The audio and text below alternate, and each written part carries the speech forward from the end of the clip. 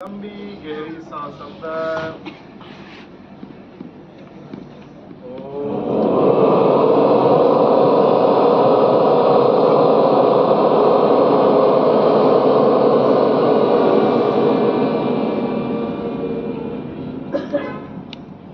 सांस अंदर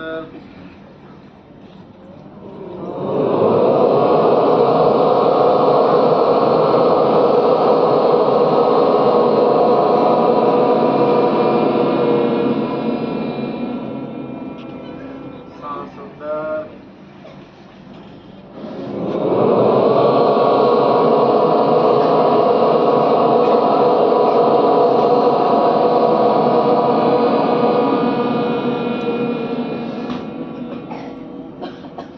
साथ मिलके 11 बार ओम नमः शिवाय का चैंटिंग करेंगे। ओम नमः शिवाय।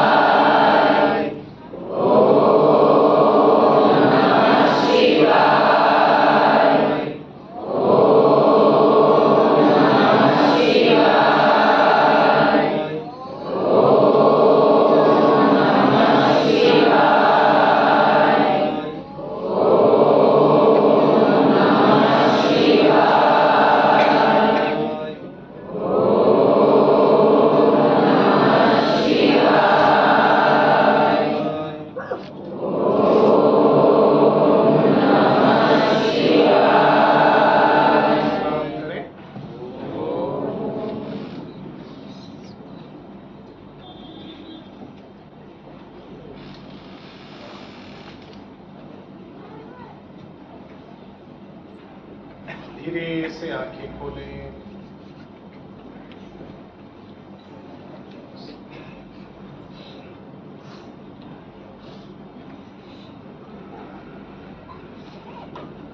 आज महाशिवरात्रि है। आप सबको महाशिवरात्रि का ढेर सारा बधाई और शुभकामना।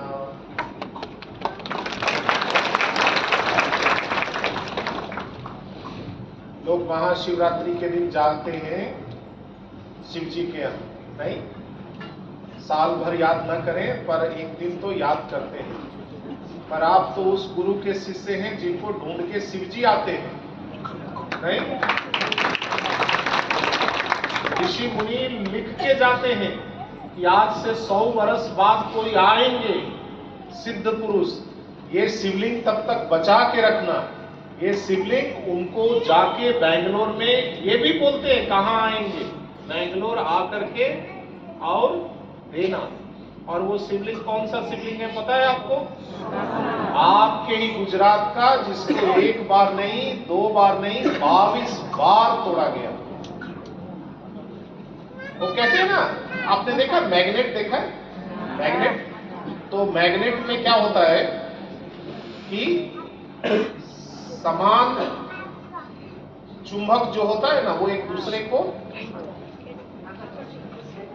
दूर भेजता है और जो विपरीत है वो ये करता है। ठीक है? तो पहले ये लोग हमारे ऋषि मुनि जानते थे। तो आपने अगर देखा होगा ना, तो शिवलिंग में एक शिवलिंग होता है और दूसरा उसके नीचे होता है जिसको योनिपीठ कहते हैं। देखा है? इसीलिए हम लोग योनिपीठ का परिक्रमा नहीं करते हैं। वो आधा आधा करके घूम जाते हैं।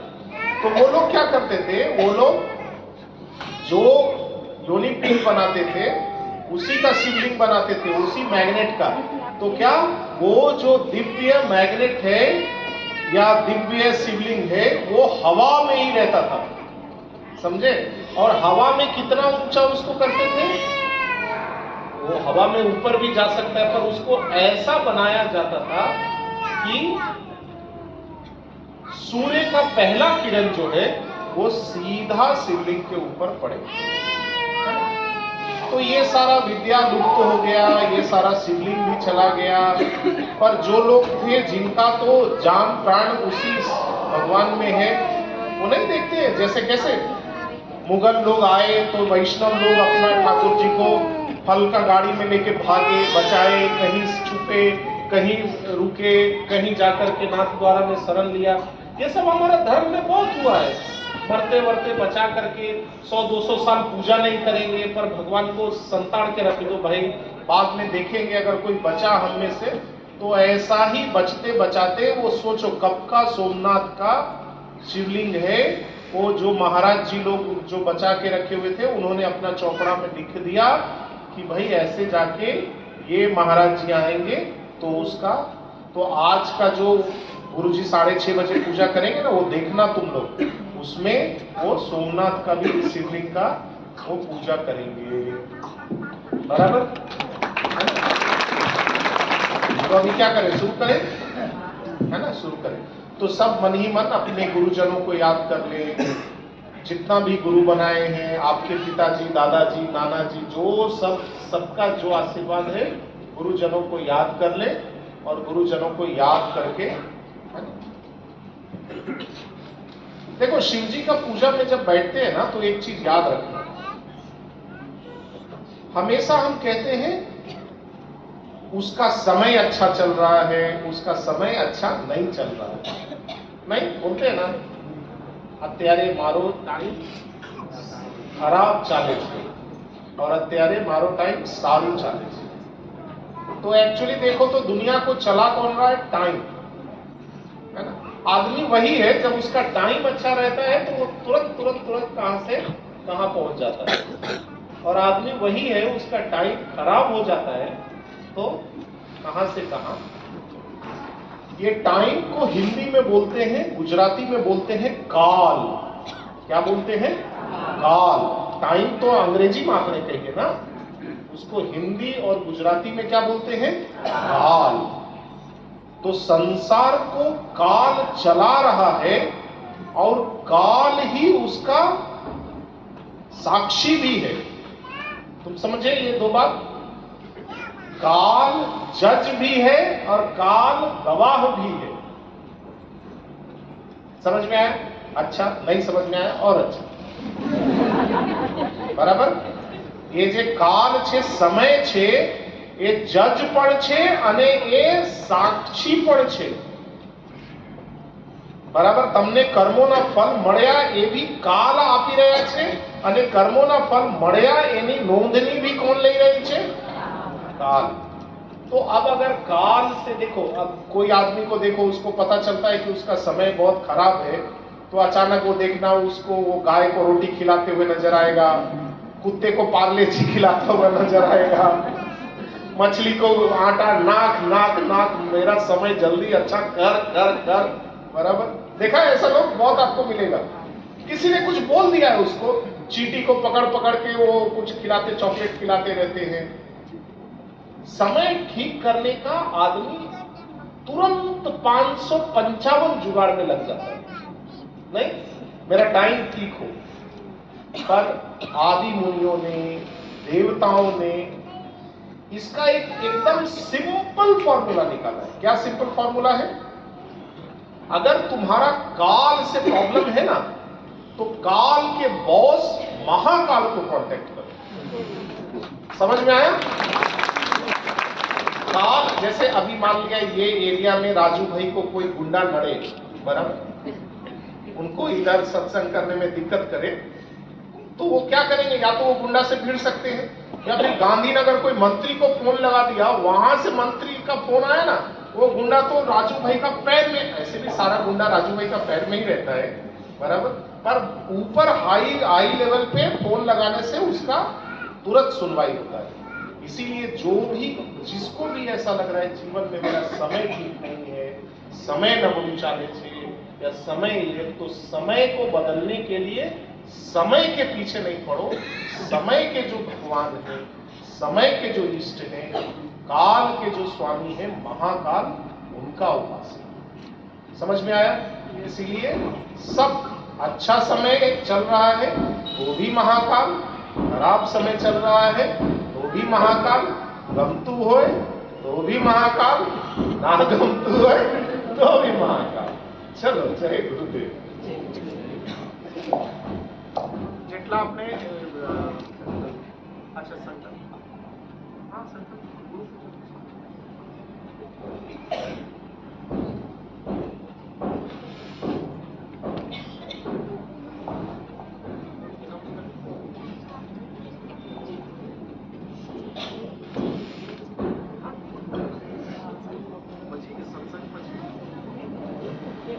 જય ગુરુદેવ. જય ગુરુદેવ. બહુ પવિત્ર દિવસ છે. આજે કરેલા ધ્યાનનું ફળ છે ને અનેક ગણું મળે છે. અને એ ધ્યાન દરમિયાન ગુરુદેવ હંમેશા કહેતા હોય, મનમાં જે કંઈ ઈચ્છા હોય, ખાસ કરીને બહુ સ્વાર્થની ને તકલીફ મળે ને એવી ઈચ્છા નહીં કરતા, પરમાર્થ માટે ઈચ્છા કરજો, પોતાના કલ્યાણ માટે ઈચ્છા કરજો. ને એ મનથી એક સંકલ્પ લઈશું જે કંઈ તમને ઉચિત લાગે તે. અને સાથે સાથે એક બીજું હું તમને કહેવા માંગીશ કે 13 તારીખે હોળીના દિવસે રિપોર્ટિંગ છે ડીએસએન કોર્સનું. તો બધા જ લોકો એ ડીએસએન પણ સરસ રીતે વધુને વધુ સંખ્યામાં લોકો લાભ લે. આજે ખાસ જરૂર છે નાના બાળકોને, મતલબ નાના જે યંગસ્ટર છે ને એને ખાસ જરૂર છે સહન શક્તિની. નાની નાની બાબતમાં નાસીપાસ થઈ જાય છે. હા ના? અને ડીએસએન એવો કોર્સ છે જે જીવનની કોઈ પણ તકલીફ હોય ને એમાં એને મજબૂતી આપે છે. ગુરુજીએ ડિઝાઇન કરેલા બધા જ કોર્સ યુનિક છે. અને તમારા ગ્રુપમાં, તમારા ઘરમાં જે 20-21 વર્ષના, 30 વર્ષના બાળકો હોય, છોકરાઓ હોય, એ બધાને ખાસ કરીને ડીએસએન બેસાડજો. અને સાથે સાથે મનથી સંકલ્પ કરીશું કે આ ડીએસએન સરસ રીતે, બહુ સરસ રીતે પાર પડે. Yes no? હા, 13 તારીખે રિપોર્ટિંગ સાંજે 5 વાગે હોળીના દિવસે, અને બીજે દિવસે ધૂળેટી, શનિવાર અને રવિવાર 3 અઢી દિવસ આખા દિવસ હોય છે. અને 13 તારીખે સાંજે રિપોર્ટિંગ હોય છે.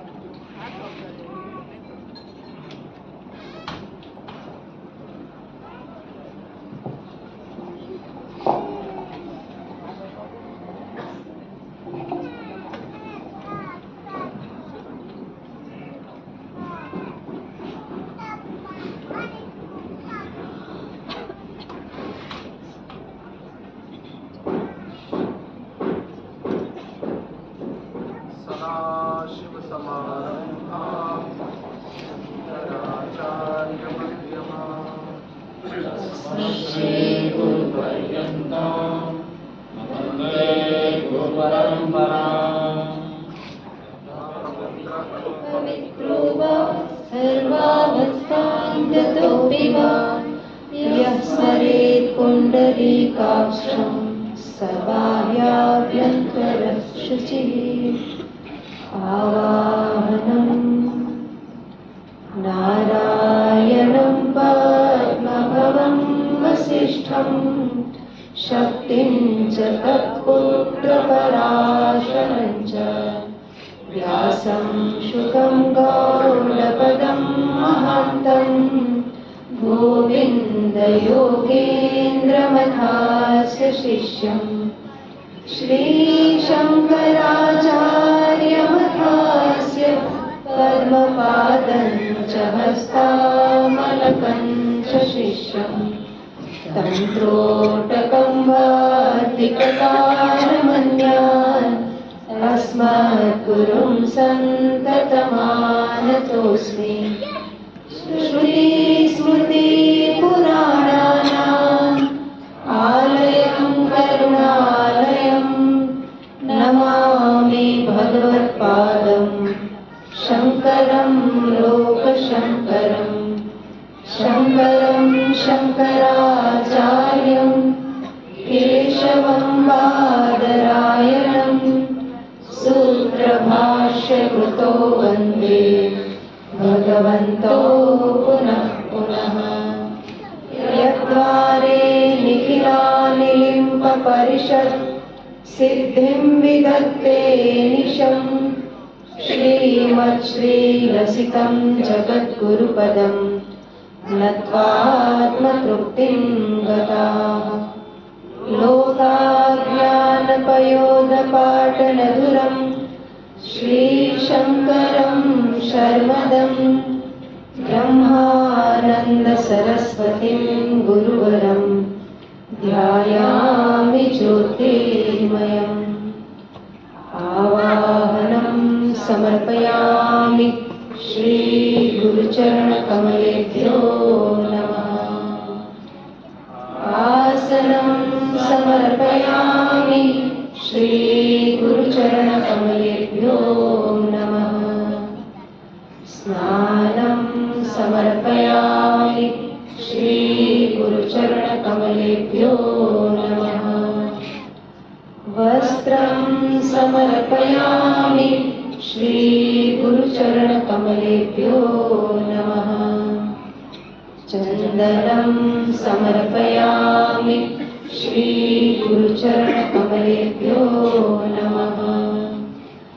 अक्षतां समर्पयामि श्रीगुरुचरणकमलेभ्यो नमः। पुष्पं समर्पयामि श्रीगुरुचरणकमलेभ्यो नमः। धूपं समर्पयामि श्रीगुरुचरणकमलेभ्यो नमः। दीपं समर्पयामि श्रीगुरुचरणकमलेभ्यो नमः। आचमनीयं समर्पयामि श्रीगुरुचरणकमलेभ्यो नमः। नैवेद्यं समर्पयामि श्रीगुरुचरणकमलेभ्यो नमः। आचमनीयं समर्पयामि श्रीगुरुचरणकमलेभ्यो नमः। ताम्बूलं समर्पयामि श्रीगुरुचरणकमलेभ्यो नमः। श्रीफलं समर्पयामि श्रीगुरुचरणकमलेभ्यो नमः। आरार्तिक्यं कर्पूरगौरं करुणावतारं संसारसारं भुजगेन्द्रहारं सदा वसन्तं हृदयारविन्दे भवं भवानी सहितं नमामि। आरार्तिक्यं समर्पयामि श्रीगुरुचरणकमलेभ्यो नमः। आचमनीयं समर्पयामि श्रीगुरुचरणकमलेभ्यो नमः। पुष्पाञ्जलिं। गुरुर्ब्रह्मा गुरुर्विष्णु गुरुर्देवो महेश्वरः गुरुः साक्षात् परब्रह्म तस्मै श्रीगुरवे नमः। अखण्डमण्डलाकारं व्याप्तं येन चराचरं तत्पदं दर्शितं येन तस्मै श्रीगुरवे नमः। श्रीब्रह्मानन्दं परमसुखदं केवलं ज्ञानमूर्तिं विश्वातीतं गगनसदृशं तत्त्वमस्यादिलक्ष्यम् एकं नित्यं विमलमचलं सर्वधी साक्षिभूतं भावात् गुणातीतं त्रिगुणसहितं सद्गुरुं तं नमामि। अज्ञानतिमिरान्धस्य ज्ञानाञ्जनशलाकया चक्षुरुन्मीलितं येन तस्मै श्रीगुरवे नमः। पुष्पाञ्जलिं समर्पयामि श्री गुरुचरणकमलेभ्यो नमः।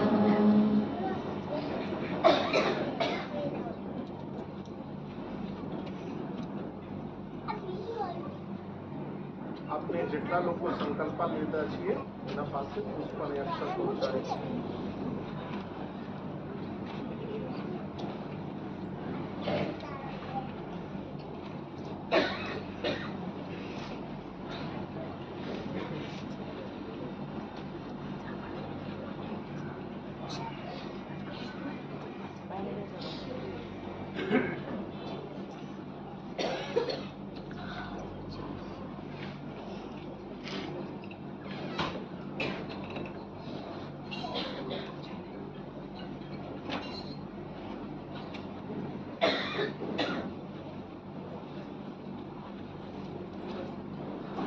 ओम श्री गुरुभ्यो नमः।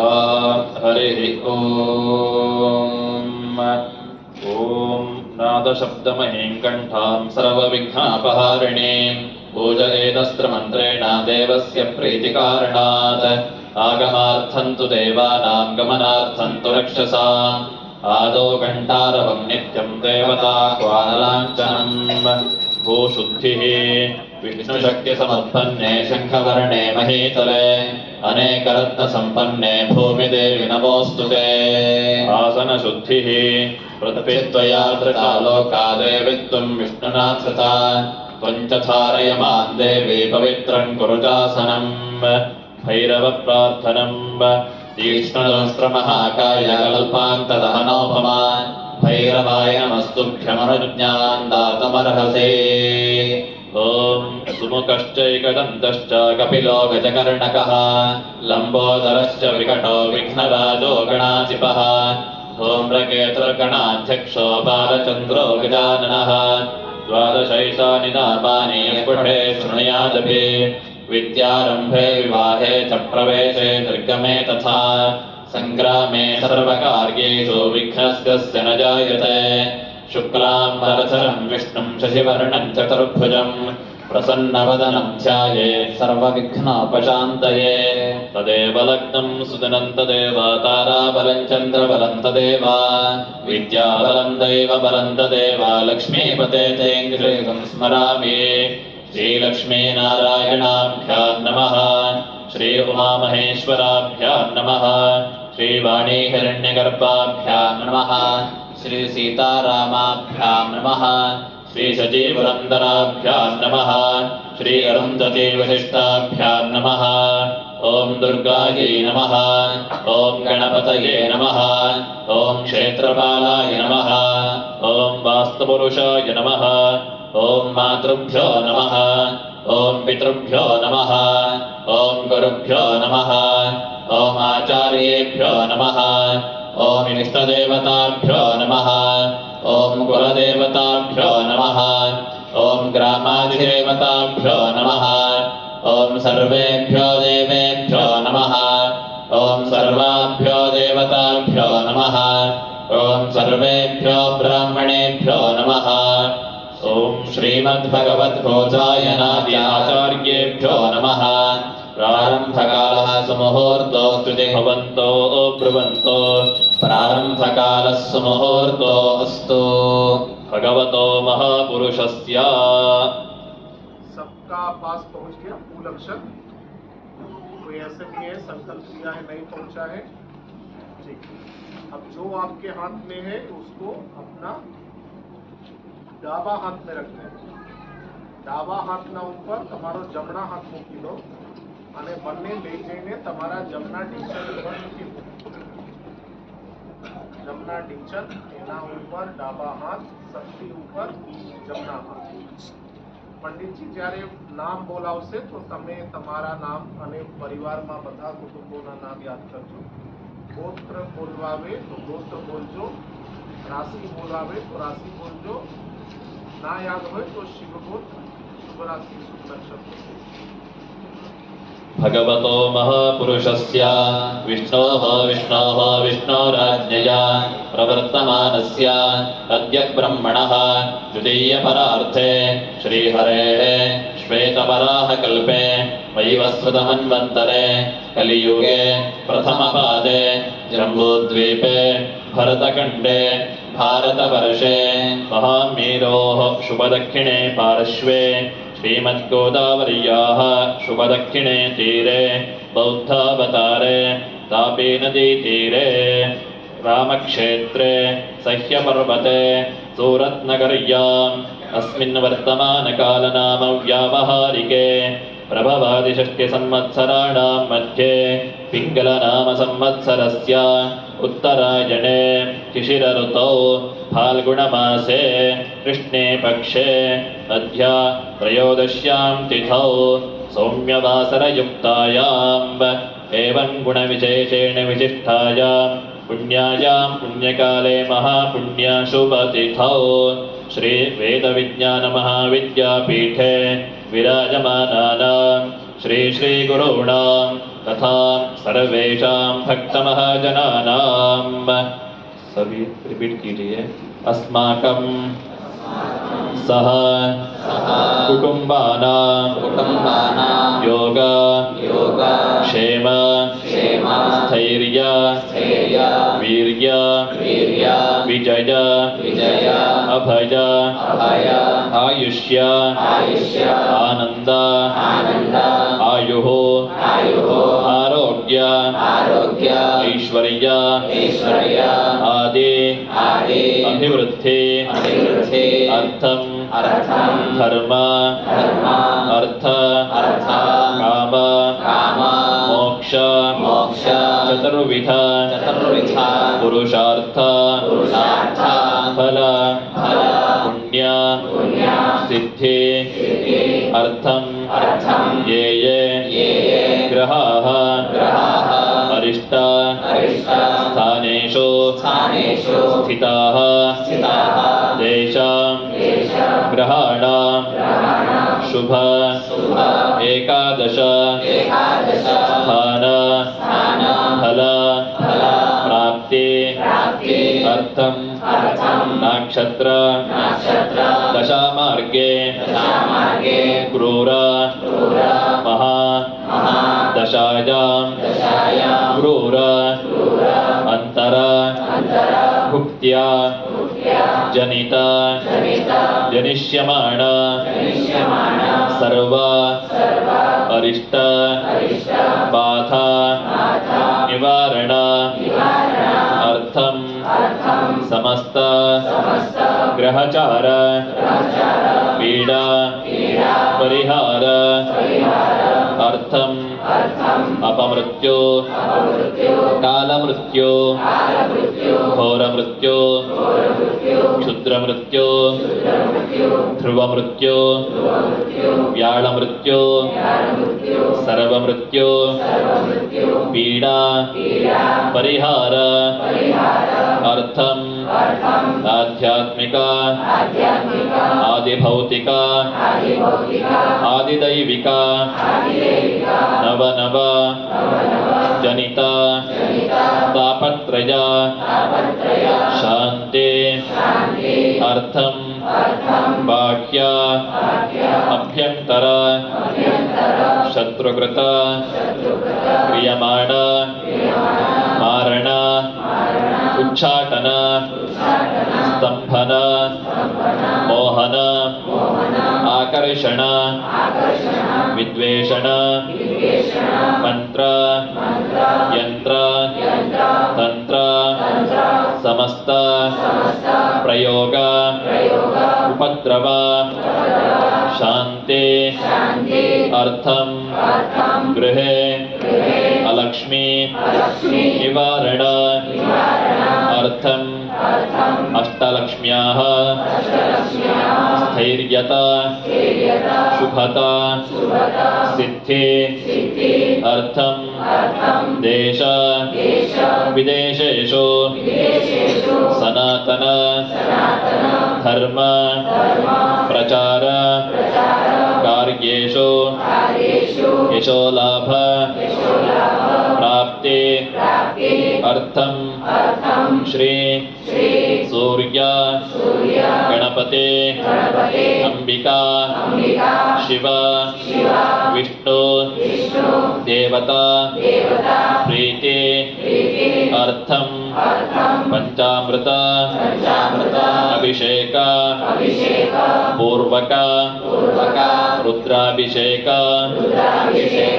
सहित यावत् शक्ति ध्यान आवाहन आदि षोडश उपचार पूजा गुरुमुखेन कारयिष्ये।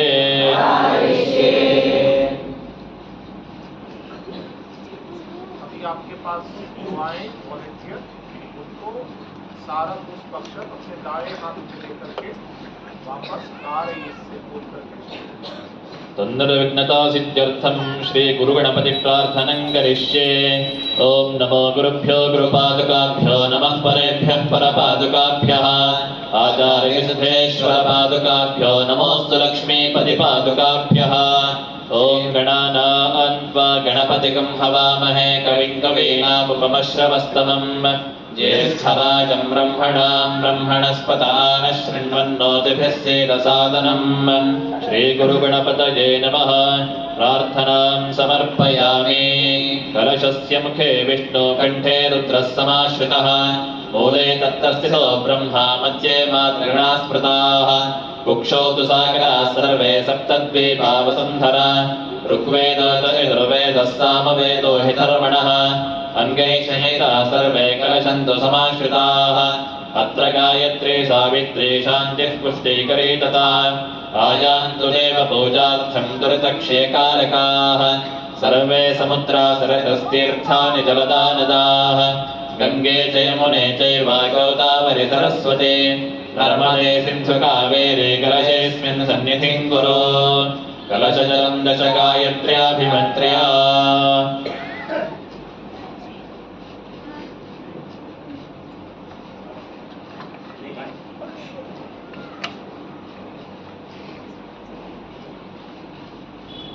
अथ शङ्कार्चनम्। ओम वं वह्निमण्डलाय धर्मप्रदशकलात्मने नमः। ओम अं अर्कमण्डलाय अर्थप्रददोषकलात्मने नमः।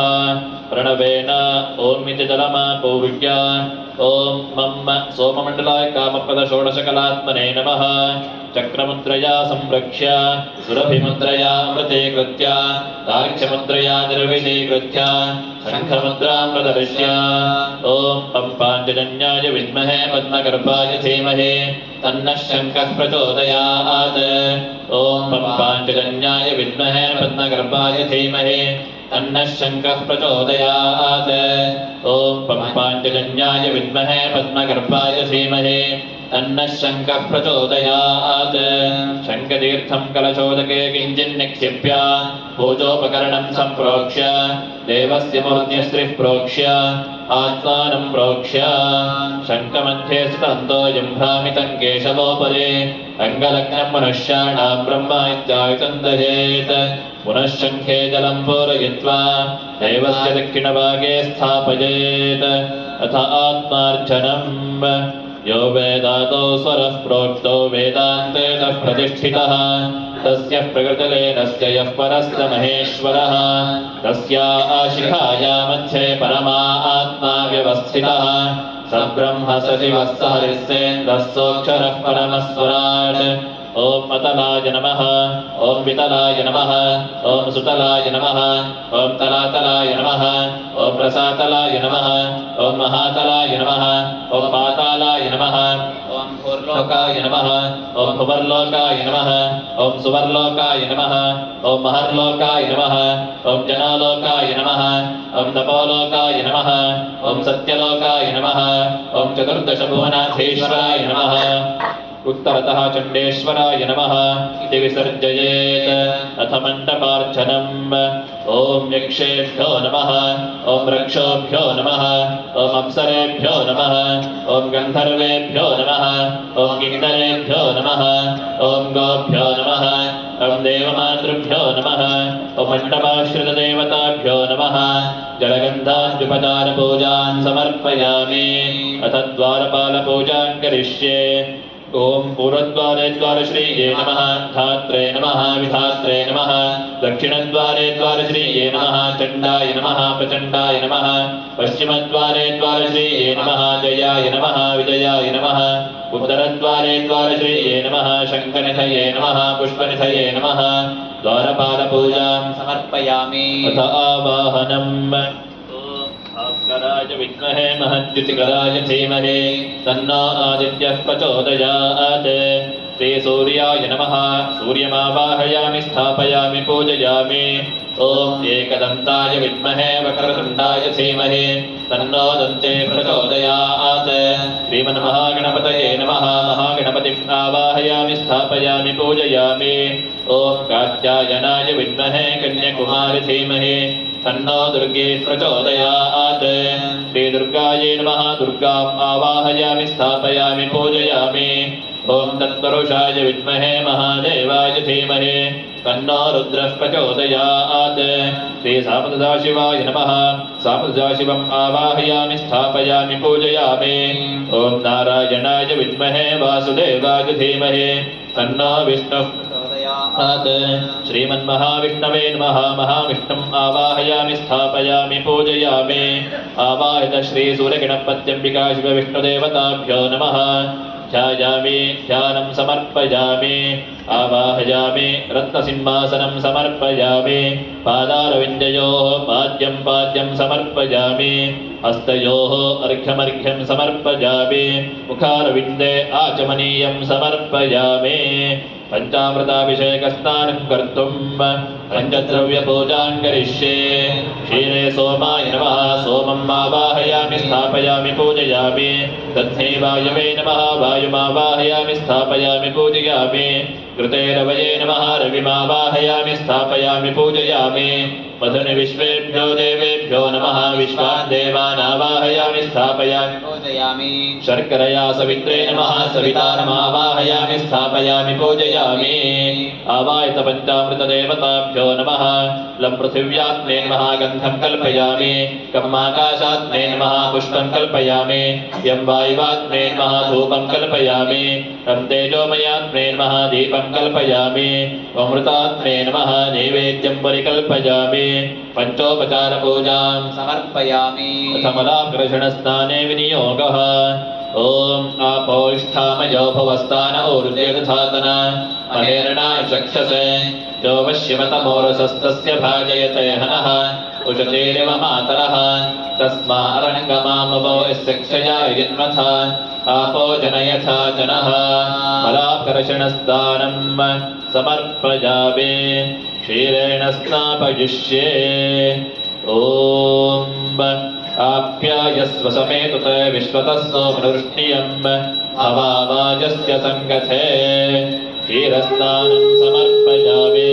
क्षीरस्नानानन्तरं शुद्धोदकेन स्नापयिष्ये। ॐ सद्यो जातं प्रपद्यामि। सद्यो जाताय वै नमो नमः।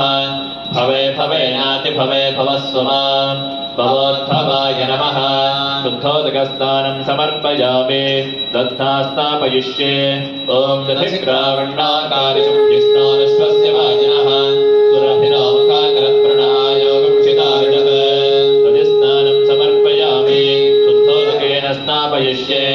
ॐ वामदेवाय नमो ज्येष्ठाय नमः श्रेष्ठाय नमो रुद्राय नमः कालाय नमः कलविकरणाय नमो बलविकरणाय नमो बलाय नमो बलप्रमथनाय नमः सर्वभूतगमनाय नमो मनोन्मनाय नमः शुद्धोदकस्नानं समर्पयामि कृतेन स्नापयिष्ये ॐ शुक्रमसि ज्योतिरसि तेजोसि देवो वस्तवितोत्मना कृच्छिद्रेण पवित्रेण वसो सूर्यस्य रश्मिभिः कृतस्नानं समर्पयामि शुद्धोदकेन स्नापयिष्ये ॐ अघोरेभ्यो घोरेभ्यो घोरघोरतरेभ्यः सर्वेभ्यः सर्वशर्वेभ्यो नमस्ते अस्तु रुद्ररूपेभ्यः शुद्धोदकस्नानं समर्पयामि मधुना स्नापयिष्ये ॐ मधुवातारुतायते मधुक्षरन्ति सिन्धवः माध्वेन सन्तोषधीः मधुरक्तमुतोषधि मधुमत्पार्थिवगं व्रजः मधुद्यौरस्तु नः पिता मधुमान्नो वनस्पतिर्मधुमागं नस्तु सूर्यः माध्वीर्गावो भवन्तु नः मधुस्नानं समर्पयामि शुद्धोदकेन स्नापयिष्ये ॐ तत्त्वरुचाय विद्महे महादेवाय धीमहि तन्नो रुद्रः प्रचोदयात् शुद्धोदकस्नानं समर्पयामि शर्करया स्नापयिष्ये ॐ स्वादस्पवस्य दिव्याय जन्मने स्वादुरिन्द्राय सुहवे तुनाम्ने स्वादुरमित्राय वरुणाय वायवे बृहस्पतये मधुमामदाभ्यः शर्करास्नानं समर्पयामि शुद्धोदकेन स्नापयिष्ये ईशानः सर्वविद्यानामीश्वरः सर्वभूतानां ब्रह्माधिपतिर्ब्रह्मणोऽधिपतिर्ब्रह्मा शिवो मे अस्तु सदा शिवो शुद्धोदकस्नानं समर्पयामि क्षीरं घटिकृतं चैव मधुशर्करयान्वितं पञ्चामृतं गृहाणेदं जगन्नाथ नमोऽस्तु ते पञ्चामृताभिषेकस्नानं समर्पयामि महाभिषेकस्नाने विनियोगः ॐ भद्रं कर्णेभिः शृणुयाम देवाः भद्रं पश्येमाख्यभिर्यजत्राः स्थिरैरङ्गैः स्तुष्टवागुंसस्तनूभिः विषेम देवहितं यदायुः स्वस्ति न इन्द्रो वृद्धश्रवाः स्वस्ति नः पूषा विश्ववेदाः स्वस्ति नस्तार्क्ष्योरिष्टनेमिः स्वस्ति नो बृहस्पतिर्दधातु ॐ शान्तिः शान्तिः शान्तिः ॐ नमस्ते गणपतये त्वमेव प्रत्यक्षं तत्त्वमसि त्वमेव केवलं कर्तासि त्वमेव केवलं धर्तासि त्वमेव केवलं हर्तासि त्वमेव सर्वं खल्विदं ब्रह्मासि त्वं साक्षादात्तासि नित्यं ऋतं वच्मि सत्यं वच्मि अवत्वं माम् अववक्तारम् अवश्रोतारम्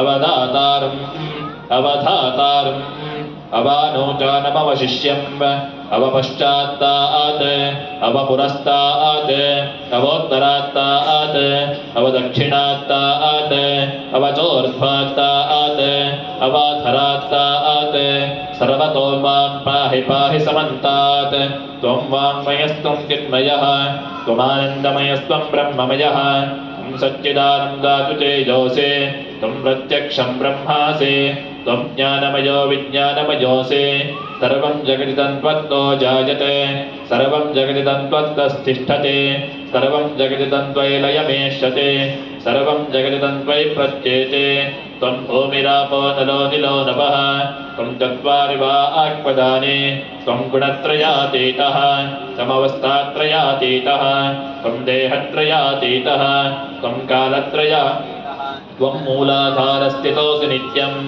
त्वं शक्तित्रयात्मकः त्वां योगिनो ध्यायन्ति नित्यं त्वं ब्रह्मा त्वं विष्णुस्त्वं रुद्रस्त्वमिन्द्रस्त्वमग्निस्त्वं वायुस्त्वं सूर्यस्त्वं चन्द्रमास्त्वं ब्रह्मभूर्भुवस्सु वरों गणादें पूरमुच्चार्य वर्णादें सदनन्तरम् अनुस्वारः परतरः अर्थेन्दुरथितं कारेण रुद्धम् एतत्तवमनस्वरूपम् ककारः पूर्वरूपम् अकारो मध्यमरूपम् अनुस्वारश्चान्यरूपम् बिन्दुरुत्तररूपम् नादः सन्धानम् सगम्मिता सन्धिः शैषा गणेशविद्या गणकर्षिः श्रुतगायत्री छन्दः श्रीमन्महागणपतिर्देवता ॐ गङ्गणपतये नमः एकदन्ताय विद्महे वक्रतुण्डाय धीमहि तन्नो दन्तेः प्रचोदयात् एकदन्तं चतुरहस्तं पाशमङ्कुशधारिणं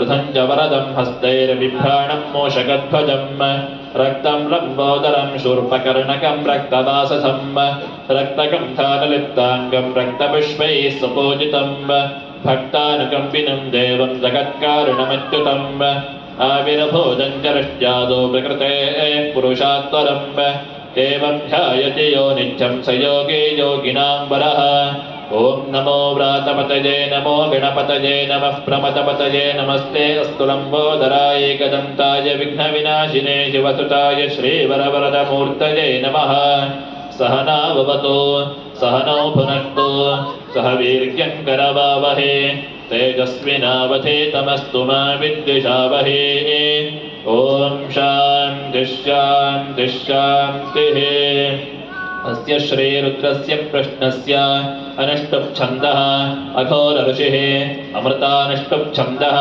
श्रीशङ्करशरणमूर्तिस्वरूपो योऽसावादित्यः स एष परमपुरुषस्य मृत्युञ्जयत्र्यम्बकरुद्रो देवता अग्निकृतचरमायामिष्टकायां सकलस्य रुद्राध्यायस्य श्रीरुद्रो देवता एका गायत्री छन्दः तिस्रोऽनुष्टुपः तिस्रः पङ्क्तयः सप्तानुष्टुपो द्वे जगत्यौ परमेष्टि ऋषिः जगति छन्दः अस्माकं सर्वेषां समस्तपापक्षयार्थे न्यासे विनियोगः ॐ अग्निहोत्रात्मने अङ्गुष्टाभ्यां नमः ॐ दर्शपूर्णमासात्मने तर्जनीभ्यां नमः ॐ चातुर्मास्यात्मने मध्यमाभ्यां नमः ॐ निरूढवशबन्धात्मने अनामिकाभ्यां नमः ॐ ज्योतिष्ठोमात्मने कनिष्ठिकाभ्यां नमः ॐ सर्वकृत्वात्मने करतलकपष्टाभ्यां नमः ॐ अग्निहोत्रात्मने हृदयाय नमः ॐ दर्शपूर्णमासात्मने शिरसे स्वाहा ॐ चातुर्मास्यात्मने शिखायै वचट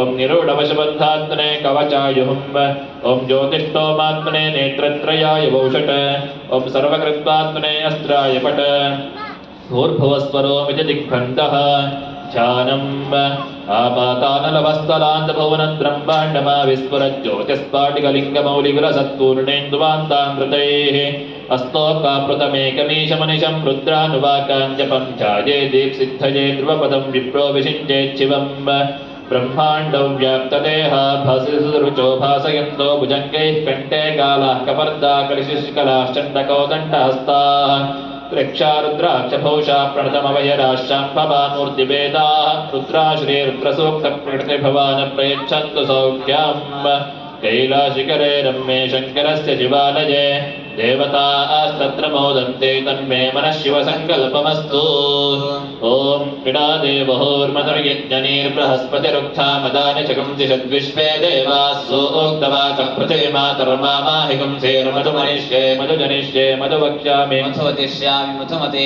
देवेभ्यो वाचमुद्यासकं शुश्रूषेण्याः मनुष्येभ्यस्तं मा देवा अवन्तु शोभायै तरोनुमदन्तु ॐ शान्तिः शान्तिः शान्तिः ॐ नमो भगवते रुद्राय ॐ नमस्ते रुद्रमन्यवहुतो दैशवे नमः नमस्ते अस्तु धन्वने बाहुभ्यामुतते नमः या दैश शिवतमा शिवं बभूवते धनुः शिवा शरव्या या तवतया नो रुद्रमृडया या ते रुद्रशिवा तनूरघोरा पापकाशिनी तया नस्तनुवा शन्तमया गिरिशन्ता विचाकशीः यामिषं गिरिशन्तहस्ते विवर्षस्तमे शिवाङ्गिरित्रताङ्गरुमाहिगुंसे पुरुषं जगत् शिवेन वचसा त्वा गिरिशाच्छा वदामसे यथा नः सर्वमित्यगतयक्ष्मगुं सुमनासत् अच्छभोदधि वक्ता प्रथमो दैव्योऽभिषक् अहेगिश्च सर्वाञ्जम्भयन् सर्वाश्च यातु चान्यः असौ यस्ताम्रो अर्णोतोभ्यस्तु मङ्गलः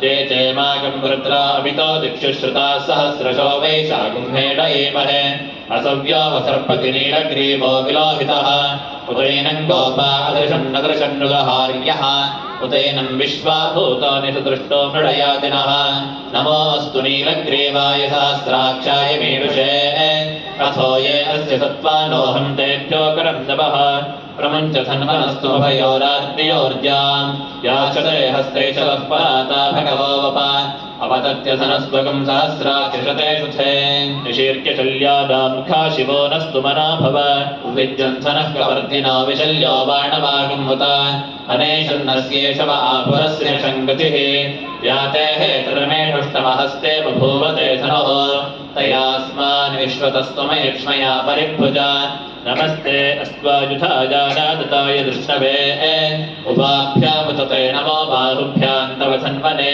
परिते धन्वनो हेतिरस्मान् वृणक्त विश्वतः अथो ईषुस्तवारे अस्मन्निधे हितं श्रीशम्भवे नमः नमस्ते अस्तु भगवन् विश्वेश्वराय महादेवाय त्र्यम्बकाय त्रिपुरान्तकाय त्रिकाग्निकालाय कालाग्निरुद्राय नीलकण्ठाय मृत्युञ्जयाय सर्वेश्वराय सदाशिवाय शङ्कराय श्रीमन्महादेवाय नमः नमो हिरण्यबाहवे सेनान्ये दिशाञ्जपतये नमो नमो वृक्षेभ्यो हरिकेशेभ्यः पशूनां पतये नमो नमः सस्पिञ्जराय द्विषेमते पथीनां पतये नमो नमो बब्लुषाय विव्याधिने नानां पतये नमो नमो हरिकेशायोपवीतिने पतये नमो नमो भवस्य हेत्ये जगतां पतये नमो नमो रुद्रायात्ताविने क्षेत्राणां पतये नमो नमः सूताय हञ्चाय वनानां पतये नमो नमो रोहितायस्तपतये वृक्षाणां पतये नमो नमो मन्त्रिणे वाणिजाय कक्षाणां पतये नमो नमो भुवन्तजे वारिवस्कृताय औषधीनां पतये नमो नमः उच्चैर्घोषाय कृन्दयते पत्तीनां पतये नमो नमः कृष्णवेताय धावते सत्त्वनां पतये नमः नमः सहमानाय निव्यासिन आव्यासिनीनां पतये नमो नमः ककुभाय निषङ्गिणे स्तेनानां पतये नमो नमो निषङ्गिणे श्रीमते तस्कराणां पतये नमो नमो वञ्जते परिवञ्जते स्ताजूनां पतये नमो निचेरवे परिचरायारण्यानां पतये नमो नमस्त्रिकाभिभ्यो जिगाकंसद्भ्यो मुष्णतां पतये नमो नमो शिवद्भ्यो नक्तञ्चरद्भ्यः प्रगन्तानां पतये नमो नमो उष्णीषिणे गिरिचराय कुलुञ्चानां पतये नमो नमैषुमध्यो धन्वाविभ्यश्च वो नमो नमः तन्वानेभ्यः प्रतिदधानेभ्यश्च वो नमो नमः आयच्छद्भ्यो धृतभ्यश्च वो नमो नमोऽस्यद्भ्यो विद्यद्भ्यश्च वो नमो नमः आसेनेभ्यश्च यानेभ्यश्च वो नमो नमः स्वमद्भ्यो जागृद्भ्यश्च वो नमो नमस्तिष्ठभ्यो धावद्भ्यश्च वो नमो नमः सभाभ्यः सभापतिभ्यश्च वो नमो नमो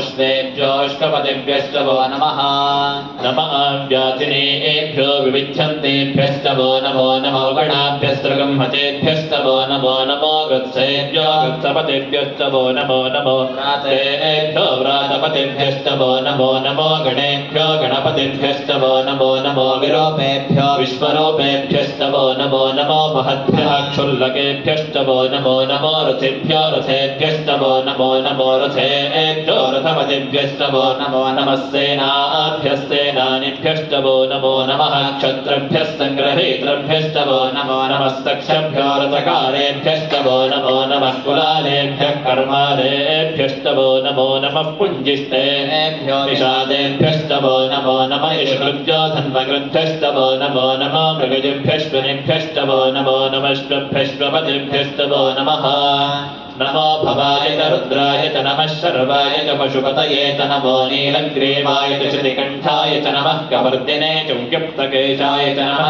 सहस्राक्षाय च रथधन्वने च नमो केशाय च चिपविष्टाय च नमो मेढुष्टमाय च शुमते च नमो ह्रस्वाय च वामनाय च नमो बृहते च वर्षीयसे च नमो वृद्धाय च संवृद्धने च नमो अग्र्याय च प्रथमाय च नमः आशवे चाजिराय च नमः शीघ्रयाय च दीर्घ्याय च नमः ऊर्म्याय च वस्वन्याय च नमः स्रोतस्याय च द्वेप्याय च नमो ज्येष्ठाय च कनिष्ठाय च नमः पूर्वजाय च परजाय च नमो मध्यमाय च अपकल्पाय च नमो जगन्याय च बुद्धियाय च नमः सोऽभ्याय च प्रतिसर्याय च नमो याम्याय च क्षेम्याय च नमो रुवर्याय च खल्याय च नमः श्लोक्याय च वसान्याय च नमो वन्याय च कक्ष्याय च नमः श्रवाय च प्रतिश्रवाय च नमः आशुषेणाय च आशुरथाय च नमः शूराय च वभिन्दते च नमो वर्मिणे च वरोधिने च नमो बिल्बिने च कवचिने च नमः श्रुताय च श्रुतसेनाय च नमो दुन्दुभ्याय च हनन्याय च नमो धृष्णवे च प्रवृषाय च नमो दूताय च प्रहिताय च नमो निषङ्गिणे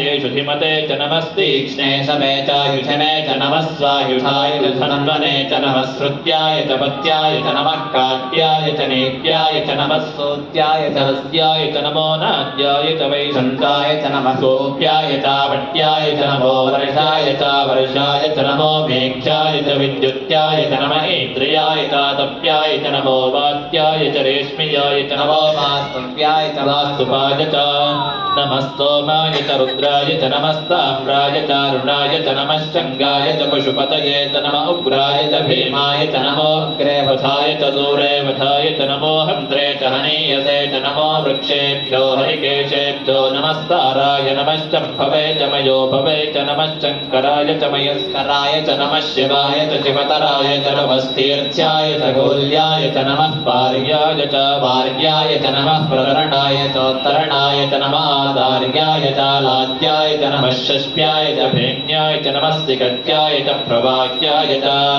नमः हिरण्याय च प्रवथ्याय च नमः किकुंशिलाय च क्षेणाय च नमः कपर्दिने च पुलस्तये च नमो गोष्ट्याय च कृत्याय च नमः कल्प्याय च गेट्याय च नमः काट्याय च गक्वरे हृदयाय च निवेष्ट्याय च नमः पाकं सव्याय च रजस्याय च नमः शुष्क्याय च हरित्याय च नमो लोप्याय चोलप्याय च नमः ऊर्व्याय च सूर्व्याय च नमः वर्ण्याय च वर्णशत्याय च नमोपगुरमाणाय च विघ्नते च नमः आख्यदते च प्रख्यदते च नमो वह्किरिकेभ्यो देवानागम्बुतयेभ्यो नमो विक्षीणकेभ्यो नमो विचिन्वत्केभ्यो नमः विरहतेभ्यो नमः मेमत्केभ्यः द्रापेऽन्धरस्पते दरिद्रं नीललोहिता येषां पुरुषाणामेषां पशूनां मा भेर्मा रोमो येषां किन्तनामवत् याते रुद्रशिवा तनो शिवा विश्वाः भेषजे शिवा रुद्रस्य भेषजे तया नो मृडजीवसे इमागं रुद्राय तपसे कवर्दिने क्षेत्रीराय प्रभरामहे मतिं यथा नश्यमसद्विपदे चतुष्पदे विश्वं पुष्टं ग्रामे अस्मिन्ननातुलं मृडानो रुद्रोतनो मे स्रथि क्षेत्रीराय नमसा विधेमते यच्छञ्जयोश्चमनुरायते पिता तदश्यामतो रुद्रप्रणीतो मानो महान्तमतमानो अर्भकं मानो क्षन्तमतमानो क्षितं मानो वधेः पितरं मोतमातरं प्रियामानस्तनवो रुद्ररेजः मानस्तोकेतनये मानायुषि मानो कौशमानो श्वेशुरीर्षः वीरान् मानो रुद्रभामितो वधीर्हविष्मन्तो नमसा विधेमते कारात्ते गोघ्नौतपोरुषग्ने क्षेत्रीराय सुन्दरस्मेते अस्तु रक्षा च नोऽभिचदेव ब्रोत्यथा च नश्चरमयच्छद्विपरः आह श्रीश्रुतङ्कर्तसदैवानं मृगन्नभीमोपात्मुग्रं मृडाचरित्रे रुद्रस्तवानो अन्यं ते अस्मन्यो बन्धुसेना आह परिणो रुद्रस्य हेतरवृणक्तपरिद्वेषस्य दुर्मतिरखायो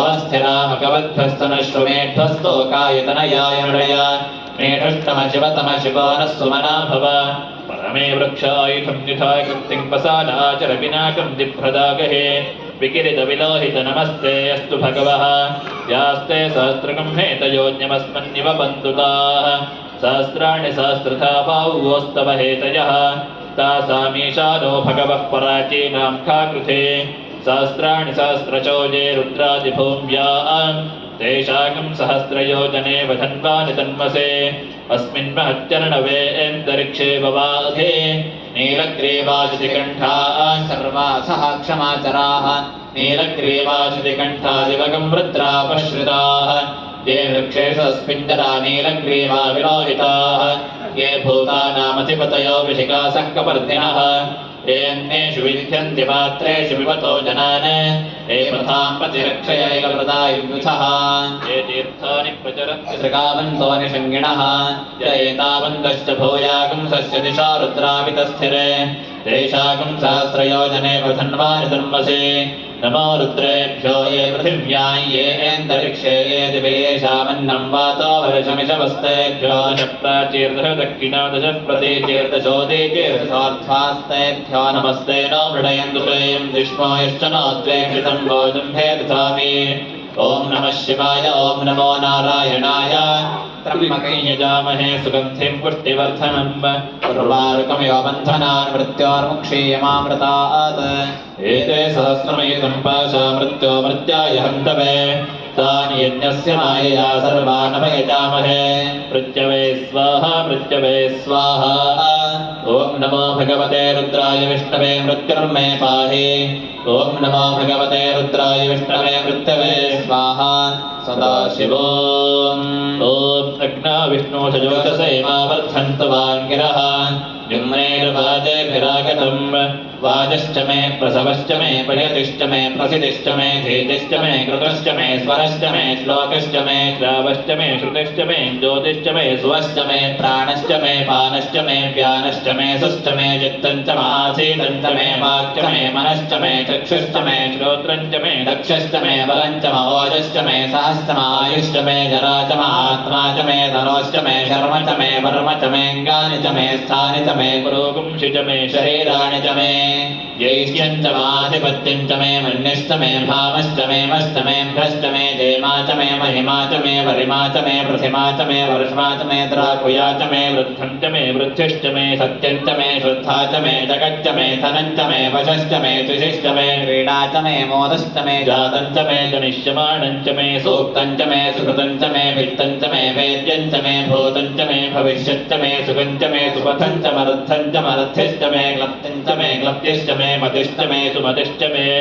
शञ्च मे मेश्च मे प्रियं च मे नुकामश्च मे कामश्च मे सौमनसश्च मे भद्रञ्च मे श्रेयश्च मे वस्यश्च मे यशश्च मे भगश्च मे द्रविणञ्च मे सर्ता च मे क्षेमश्च मे धृतिश्च मे विश्वञ्च मे महश्च मे सम्मिच्च मे ज्ञात्रञ्च मे सोश्च मे प्रसोश्च मे क्षीरं च मे लयश्च मृतञ्च मे मृतञ्च मे क्ष्मञ्च मे नामयश्च मे जीवातुश्च मे दीर्घा भयञ्च मे सुगञ्च मे शयनञ्च मे सोषा च मे स्निनञ्च मे ऊर्क्ष मे सोकृता च मे पयश्च मे रसश्च मे कृतञ्च मे मधु च मे शक्तिश्च मे सपेदिश्च मे कृषिश्च मे वृष्टिश्च मे चैत्रञ्च मौद्धेद्यञ्च मे रयिश्च मे राजश्च मे पुष्टञ्च मे पुष्टिश्च मे विभुच मे प्रभुच मे बहुच मे भूयश्च मे पूर्णञ्च मे पूर्णतरञ्च मे क्षितिश्च मे कोयवाश्च मे नञ्च मे क्षुच्च मे व्रीहयश्च मे यमाश्च मे माशाश्च मे तिलाश्च मे मुद्गाश्च मे खल्वाश्च मे गोधूमाश्च मे मसुराश्च मे प्रियङ्गवश्च मे नवश्च मे श्यामाकाश्च मे नीवाराश्च मे भस्माश्च मे मृत्तिका च मे गिरयश्च मे पर्वताश्च मे सिकताश्च मे वनस्पतयश्च मे हिरण्यञ्च मे यश्च मे शेषञ्च मे त्रिपुश्च मे श्यामञ्च मे लोहञ्च मे अग्निश्च महापश्च मे वीरुधश्च महोषधयश्च मे कृष्णपत्यञ्च मे कृष्णपत्यञ्च मे ग्राम्याश्च मे पशवारण्या च यज्ञेन कल्पन्तां वित्तञ्च मे वित्तिश्च मे भूतञ्च मे भूतिश्च मे वसु च मे वसतिश्च मे कर्म च मे शक्तिश्च मे अर्थश्च मे नश्च मैतिश्च मे गतिश्च मे अग्निश्च महेन्द्रश्च मे सोमश्च महेन्द्रश्च मे सविता च महेन्द्रश्च मे सरस्वती च महेन्द्रश्च मे पूजा च महेन्द्रश्च मे बृहस्पतिश्च महेन्द्रश्च मे मित्रश्च महेन्द्रश्च मे वरुणश्च महेन्द्रश्च मे त्वष्टा च महेन्द्रश्च मे धाता च महेन्द्रश्च मे विष्णुश्च महेन्द्रश्च मे अश्विनौ च महेन्द्रश्च मे मरुतश्च महेन्द्रश्च मे विश्वे च मे देवा इन्द्रश्च मे पृथिवी च महेन्द्रश्च मे अन्तरिक्षं च महेन्द्रश्च मे द्यौश्च महेन्द्रश्च मे दिशश्च महेन्द्रश्च मे मूर्धा च महेन्द्रश्च मे प्रजापतिश्च महेन्द्रश्च मे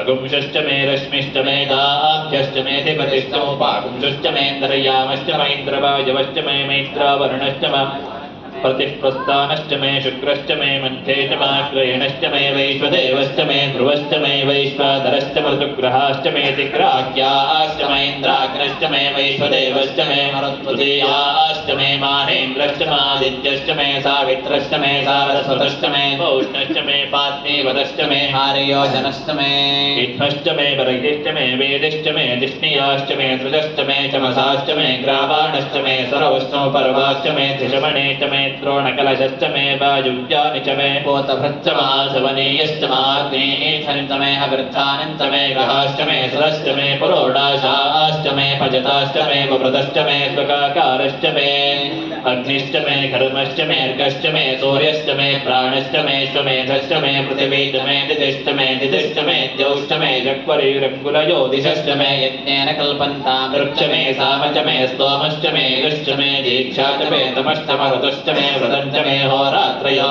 वृष्ट्या भ्रातृतन्तरे च मे यज्ञेन कल्पेत गर्भाश्च मे वत्साश्च मे त्रिविश्च मे त्रिवीच मे दित्यवाश्च मे दित्यौहीच मे पञ्चाविश्च मे पञ्चावीच मे त्रिवत्सश्च मे त्रिवत्सा च मे तुर्यपाश्च मे तुर्यौहीच मे पष्ठवाश्च मे पष्ठौहीच मौक्षाच मे वशाच वृषभश्च मे वेहश्च मे रण्डवाञ्च मे धेनश्च आयुर्यज्ञेन कल्पतां प्राणो यज्ञेन कल्पतामपानो यज्ञेन कल्पतां व्यानो यज्ञेन कल्पतां चक्षुर्यज्ञेन कल्पतां श्रोत्रे यज्ञेन कल्पतां मनो यज्ञेन कल्पतां वाक्यज्ञेन कल्पतामात्मा यज्ञेन कल्पतां यज्ञो यज्ञेन कल्पताम् एका च मे तिस्रश्च मे पञ्च च मे सप्त च मे नव च म एकादश च मे त्रयोदश च मे पञ्चदश च मे सप्तदश च मे नवदश च म एकविंशतिश्च मे त्रयोविंशतिश्च मे पञ्चविंशतिश्च मे सप्तविंशतिश्च मे चतिश्च म एकत्रिंशच्च मे त्रयस्त्रिंशच्च मे सहस्रश्च मे अष्टौ च मे द्वादशश्च मे षोडश च मे विंशतिश्च मे चतुर्विंशतिश्च मे अष्टाविंशतिश्च मे द्वात्रिंशच्च मे चत्वारिंशच्च मे चतुश्चत्वारिंशच्च मे अष्टाचत्वारिंशच्च मे वाजश्च प्रसवश्च विदश्च कृतश्च सुवश्च मूर्धा च व्यष्णयश्चाञ्चायनश्चाङ्क्याधिपतिश्च ॐ इडादेवहोर्मधुर्यज्ञनीर्बृहस्पतिरुक्था मदानशकुंसिषद्विश्वे देवासोक्तवाचः पृथिवीमातर्मामाहिकं सेर्मधुमनिष्ये मधुजनिष्ये मधुवक्ष्यामि मधुवदिष्यामि मधुमतीं देवेभ्यो वाचमुद्यासकं शुश्रूषेण्या मनश्येभ्यस्तं मा देवा अवन्तु शोभायै पितरो न वदन्तु ॐ शान्तिः शान्तिः शान्तिः ॐ अग्निहोत्रात्मने हृदयाय नमः ॐ दर्शपूर्णमासात्मने शिरसे स्वाहा ॐ चातुर्मासात्मने शिखायै विषट ॐ निरूढविषमन्तात्मने कवचाय हुम्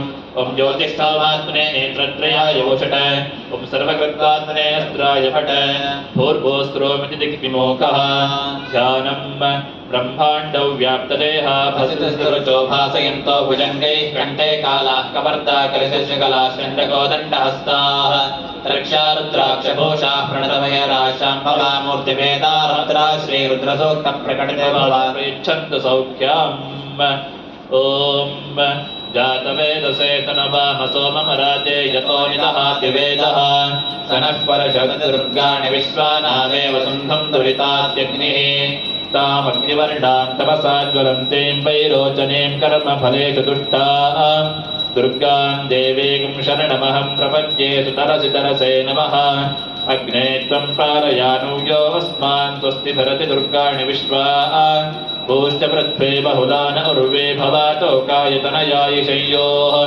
विश्वानि नो दुर्गः जातवेदस्सिं धुम्ननावा दुरितादिपर्षे अग्ने उद्यमन्मनसा गृणानोऽस्माकं बोद्धविता तनूनां प्रधनाजितगुं सहमानमुग्रमग्निगं हवेम परमासु सहस्रात् सनः परशतदुर्गाणि विश्वाक्षामन्देवो अधिदुर्विताद्यग्निः रत्नोषिकमेभ्यो अध्वरेषु धनाच्च होदानव्यश्च सत्से स्वाञ्चाग्ने तनवं विप्रयस्वास्मभ्यं च सौभगमायजस्व गोभिर्जुष्टमयजो निषिक्तं तवेन्द्रविष्णोरनुसञ्चरेव नागस्य पृष्ठमपि संवसानो वैष्णवीर्लोकैहमादयन्ताम् कात्यायनाय विद्महे कन्याकुमारि धीमहि तन्नो दुर्गे प्रचोदयात् ॐ सगुं समिद्युवसे वृषं दग्ने विश्वान्यर्या इडस्पदे समिध्यसे स नो वसून्याभरा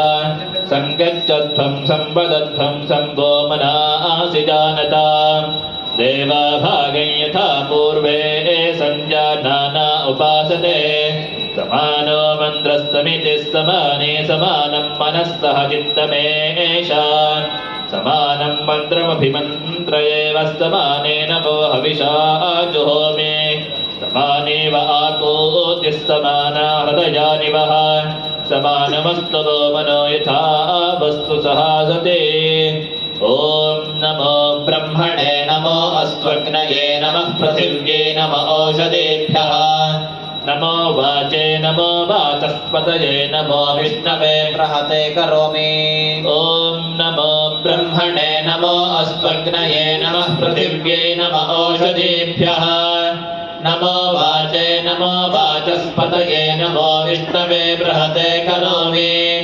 ॐ नमो ब्रह्मणे नमो अस्त्वग्नये नमः पृथिव्यै नमो ओषधीभ्यः नमो वाजे नमो वाचस्पतये नमो विष्णवे सहते करोमि ॐ शान्तिः शान्तिः शान्तिः ॐ आभिर्गेर्भिर्यतो नवो नवाप्यायय हरिभो वर्धमानः यथा स्तोतृभ्यो महिहोत्रार्जासि भूयिष्ठपाजोधते स्याम ब्रह्म प्रावादिष्मतन्नो माहासीत् ॐ शान्तिः शान्तिः शान्तिः हरिः ॐ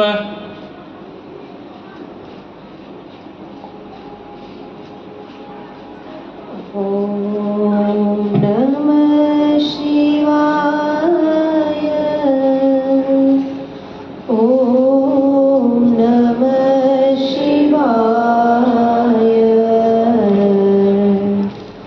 ॐ नमः शिवाय ॐ नमः शिवाय ॐ नमः शिवाय शिवाय नमः शिवाय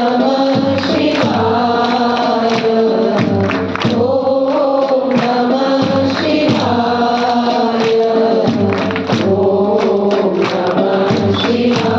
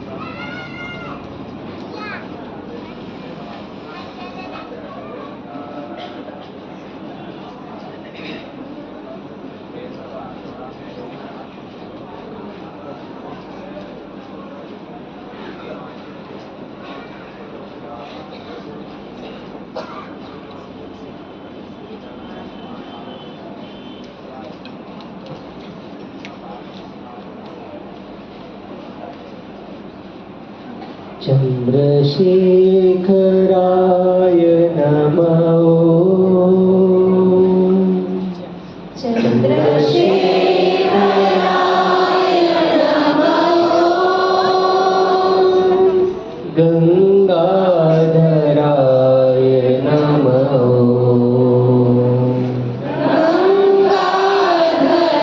गंगाधराय नमः गंगाधराय नमः गंगाधराय नमः चन्द्रशेखराय नमः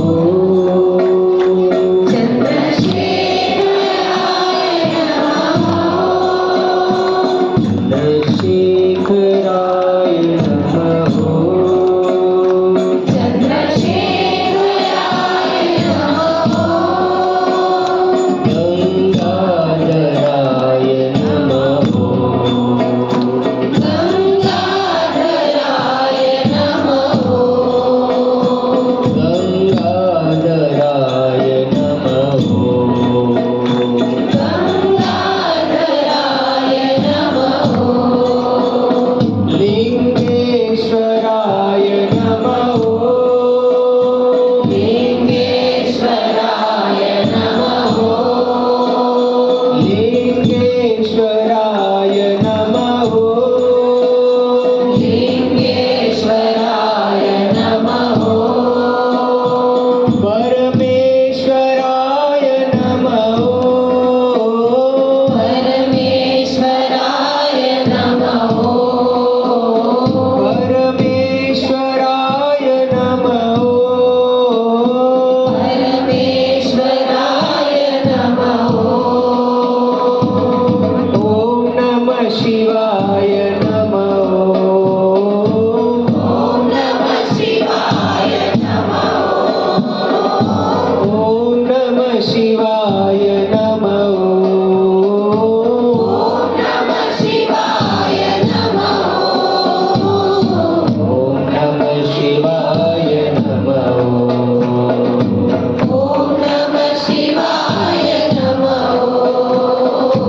ॐ नमः शिवाय नमः ॐ नमः शिवाय नमः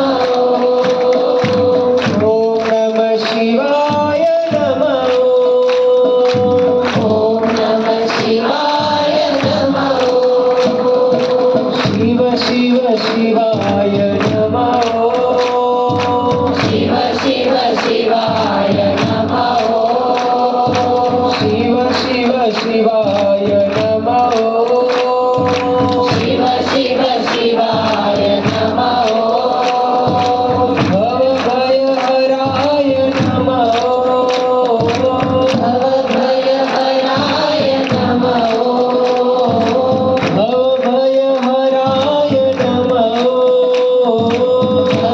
भवभयहराय नमः ॐ नमः शिवाय नमः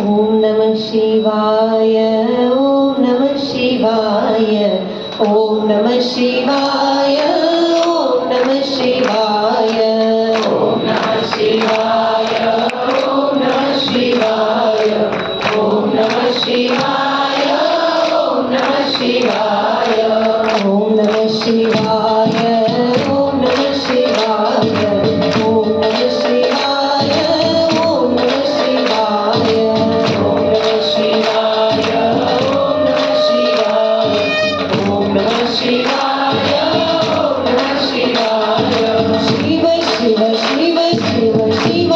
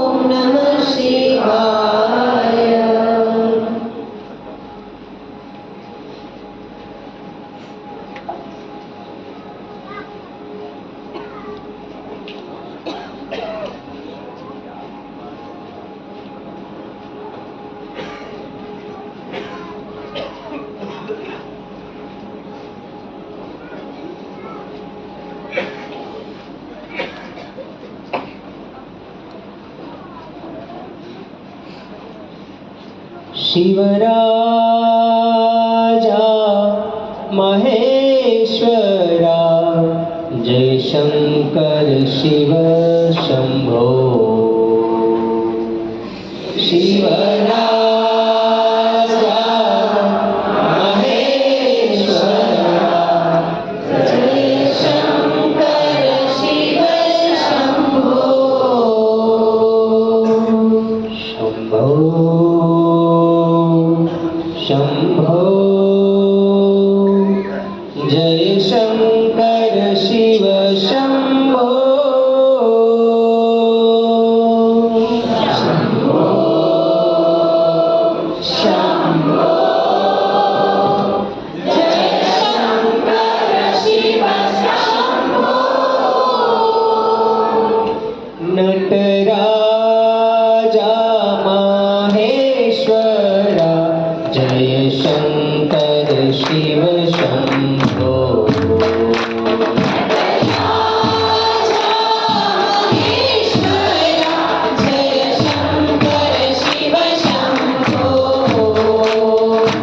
नटराजा महेश्वरा जय शंकर शिव शंभो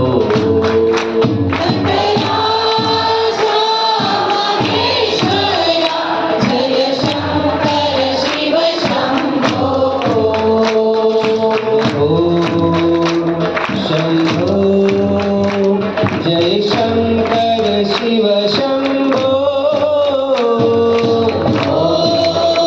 शंभो जय शंकर शिव शंभो शंभो जय शंकर शिव शंभो शंभो शंभो जय शंकर शिव शंभो नटराजा महेश्वरा जय शंकर शिव शंभो नटराजा महेश्वरा जय शंकर शिव शंभो नटराजा महेश्वरा जय शंकर शिव शंभो नटराजा महेश्वरा जय शंकर शिव शंभो शंभो जय शंकर शिव शंभो शंभो शंभो जय शंकर शिव शंभो शंभो शंभो जय शंकर शिव शंभो शंभो शंभो जय शंकर शिव शंभो जय शंकर शिव शंभो जय शंकर शिव शंभो जय शंकर शिव शंभो